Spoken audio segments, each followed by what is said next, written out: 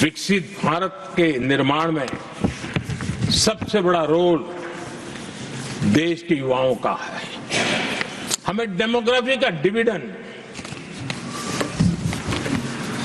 उस पर हमारा भी बल है।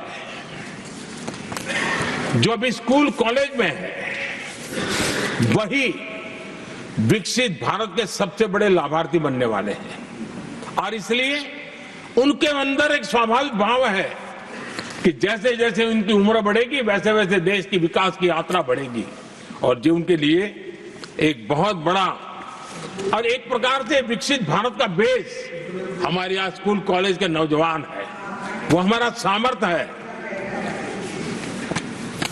पिछले 10 साल में लगातार इस तबके को, इस बेस को मजबूत करने के लिए हमने बहुत सोची समझी रणनीति के तहत काम किया है। 21वीं सदी की शिक्षा कैसी होनी चाहिए, शिक्षा नीति के लिए पहले सोचा तक नहीं गया। जो चलता है चलने दो, जैसा होता है होते रहो। करीब 3 दशक के अंतराल के बाद नई राष्ट्रीय शिक्षा नीति लेकर के हम आए। 3 दशक के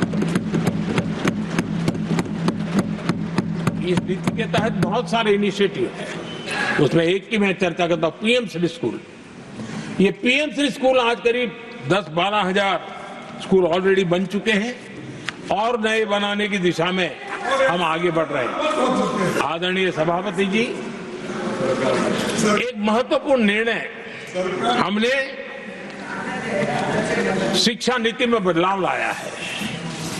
मातृभाषा में पढ़ाई और मातृभाषा में परीक्षा, इस पर हमने बल दिया है।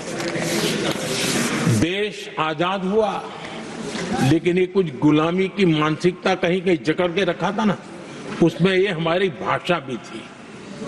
हमारी मातृभाषा के साथ घोर अन्याय हुआ और गरीब का बच्चा, दलित का बच्चा, आदिवासी का बच्चा, वंचित का बच्चा वो इसलिए रुक जाए ताकि उसको लैंग्वेज नहीं आती है। ये उसके साथ घोर अन्याय था। और सबका साथ सबका विकास का मंत्र मुझे चैन से सोने नहीं देता था। और इसमें मैंने कहा कि देश में मातृभाषा में शिक्षा, मातृभाषा में डॉक्टर बने, मातृभाषा में इंजीनियर बने। जिनको अंग्रेजी भाषा पढ़ने नसीब नहीं हुई, उनके सामर्थ्य को हम रोक नहीं सकते। हमने बहुत बड़ा बदलाव किया है और उसके कारण आज गरीब माँ का, विधवा माँ का भी बच्चा आज डॉक्टर इंजीनियर के सपने देखने लगा। आदिवासी युवाओं के लिए एकलव्य मॉडल स्कूलों का हमने विस्तार किया है। 10 साल पहले करीब 150 एकलव्य विद्यालय थे, आज 470 है, 470 हो गए। और अब हम 200 और ज्यादा एकलव्य स्कूल की दिशा में आगे बढ़ रहे हैं। आदरणीय सभापति जी, हमने सैनिक स्कूलों में भी बहुत बड़ा रिफॉर्म किया और सैनिक स्कूलों में हमने बेटियों को भी प्रवेश की व्यवस्था की। आप स्वयं सैनिक स्कूल के विद्यार्थी रहे। पहले बेटियों के लिए उसके दरवाजे बंद थे और आप भी जानते हैं कि सैनिक स्कूलों का महात्मा क्या होता है, उसका सामर्थ्य क्या होता है, जिसने आप जैसे व्यक्तियों को जन्म दिया है। अब वो अवसर मेरे देश की बेटियों को भी मिलेगा। हमने सैनिक स्कूल के दरवाजे खोल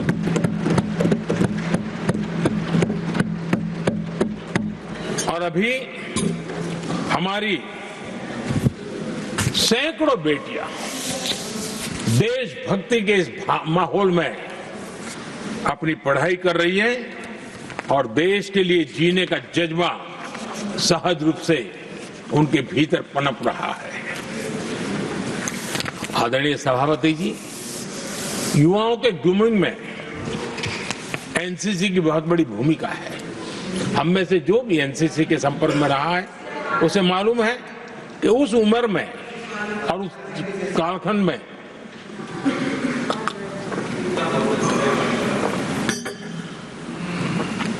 एक बहुत सुनहरा अवसर होता है व्यक्ति के विकास में, सर्वांगीण विकास में। उसको एक एक्सपोजर मिलता है। बीते वर्षों में एनसीसी में अभूतपूर्व विस्तार हुआ है। हमने उसको भी जकड़ करके बैठ गए थे। 2014 तक एनसीसी में करीब 14 लाख कैडेट हुआ करते थे। आज वो संख्या 20 लाख पार कर गई।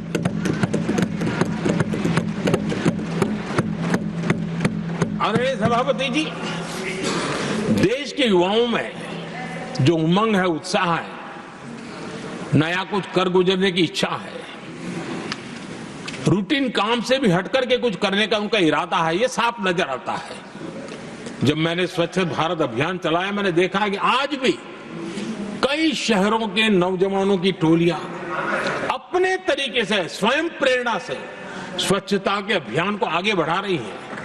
कोई झुग्गी झोपड़ी में जाकर के शिक्षा के लिए काम कर रहे हैं, कई नौजवान कुछ न कुछ कर रहे हैं।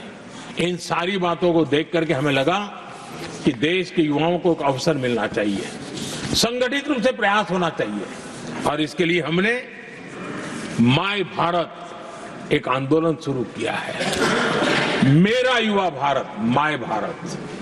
आज करीब 1.5 करोड़ से ज्यादा युवाओं ने उसमें अपनी रजिस्ट्री करवाई है, और देश के वर्तमान विषयों पर चर्चा करना, मंथन करना, समाज को जागरूक करना, सक्रियता से ये नौजवान अपनी प्रेरणा से कर रहे हैं।